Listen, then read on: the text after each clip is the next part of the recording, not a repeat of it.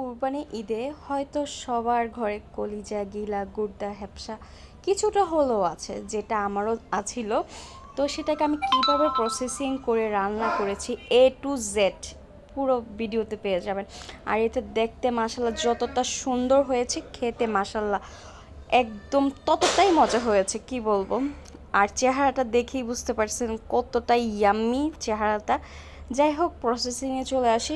এখানে আমি গরুর কলিজা, হ্যাপসা, তিল্লি, গুর্দা চারোটাই নিয়ে নিয়েছি, মানে যা যা ছিল তার সবগুলো নিয়ে নিয়েছি একসাথে। এগুলো একটু ফ্রেশ খাওয়ার চেষ্টা করবেন, এগুলো ফ্রিজে রাখলে একটু বাজে একটা স্মেল চলে আসে তার জন্য। তো এটাকে আমি সুন্দর করে বয়েল করে নিয়েছি যথেষ্ট পরিমাণের। দেন হচ্ছে পানিগুলো ফেলে একদম ছোট ছোট করে কেটে নিয়েছে যাতে মশলাগুলো ভালোভাবে ঢুকে। তা আমার পরিমাণ যেরকম ছিল ঠিক সেই পরিমাণে আমি এখানে তেল, পেঁয়াজটা একটু বেশি ইউজ করার চেষ্টা করবেন। আমি এখানে প্রায় 2 থেকে 3 কাপ পেঁয়াজ ইউজ করেছি, প্রায় 2 কাপ তো হবেই, মাস্ট বি। তো এখানে হচ্ছে আমি 3টা এলাচ, দারচিনি 3টে, তারপর হচ্ছে আমার প্রয়োজন অনুসারে আর কি তেজপাতা 3টে, এরকম করে সুন্দর করে আমি দিয়ে দিব। পেঁয়াজটাকে একদম লালচে করে ভেজে নিয়েছি। দেন হচ্ছে তেজপাতা, এলাচ, দারচিনিটা দিয়ে দিলাম। এখানে গ্রানটা খুবই সুন্দর আসবে এটা দেওয়ার জন্য। আর এলাচটা আমি একটু ফাটিয়ে দিয়েছি যাতে হচ্ছে এটার গ্রানটা, স্মেলটা পুরো মশলাতে মেখে যায়। এবং হচ্ছে দেন আমি আদা রসুন পেস্ট দিয়ে দিলাম পরিমাণ মতো। এটাকে সুন্দর করে কষিয়ে নিব। আর খাবারের মজা হচ্ছে আপনার রান্নার কষানোর মধ্যে। আপনার রান্না হচ্ছে যত কষাবেন তত হচ্ছে এটা টেস্ট দ্বিগুণ হবে, এই আর কি।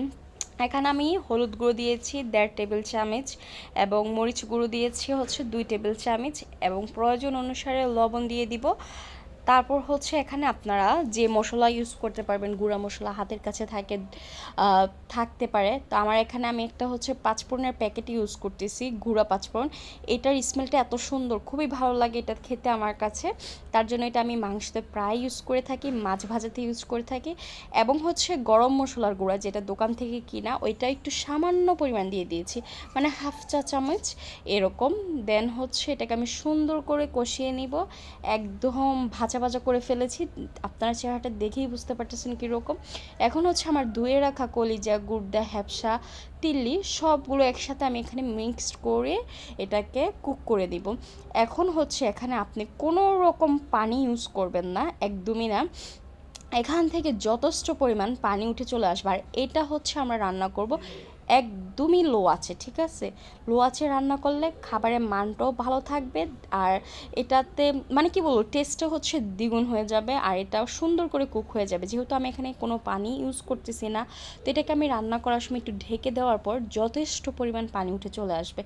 এই পানিটা দিয়ে হচ্ছে আমি এটা রান্না করা শেষ করব। এটা যখন আপনার ফাইনাল একটা লুক আসবে তখন আপনি দেখে বুঝতেই পারবেন না এটা হচ্ছে কালো বোনা, কলিজার কালো বোনা এই টাইপের হয়ে যাবে।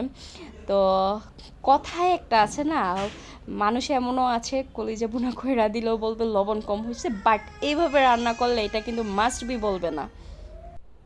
সুন্দর রান্না পরিবেশন করা হচ্ছে আমাদের গৃহিণীদের কাজ। আর কিভাবে ভালোভাবে রান্না করা যায় সেটাই আর কি, আর কিছুই না। যাই হোক, আমিও এটাকে খুব সুন্দর করে একদম কালো কালো করে হচ্ছে একদম ভুনা ভুনা করে নিয়েছি। দেখে মনে হচ্ছে যেমন কালো বোনা। আপনাদের ভাইয়া তো যখন দিয়েছি তখন বলতেছে, তুমি মাংস দিয়ে না কালো বোনা করবা, কলিজা দিয়ে কিসের কালো বোনা করলা? আমি বললাম তুমি একটু খেয়ে দেখো তারপরে বুঝবা। সে যখন এক বাইট খেলো, কি বলবে, মানে এতটা মজা হয়েছে, সে বলতেছে খুবই টেস্ট হয়েছে, যতবার এরপর হচ্ছে কলিজা টলিজা নিয়ে আসলে ঠিক এভাবে রান্না করে আমাকে খাওয়াবা। আমি বলছি ওকে ডান। এই তো এভাবে দেখতে পারতেছেন। দেন হচ্ছে আমি এখন ফাইনালি খাবার চলে আসছি। এটাকে কেউ চাইলে হচ্ছে একটু হালকা তেলে ভেজে নিতে পারেন। তো আমি এটা আর ভাজি না, যেহেতু আমি কড়াইতে একদম মাখো মাখো ভাজা ভাজা করে ফেলেছি। আর ভিডিওটা যদি ভালো লাগে অবশ্যই লাইক করবেন, শেয়ার করবেন, আর ফলো দিয়ে পাশে থাকবেন। আল্লাহ হাফেজ। এভাবে রান্না করলে অবশ্যই আমাকে কমেন্টে জানিয়ে যাবেন।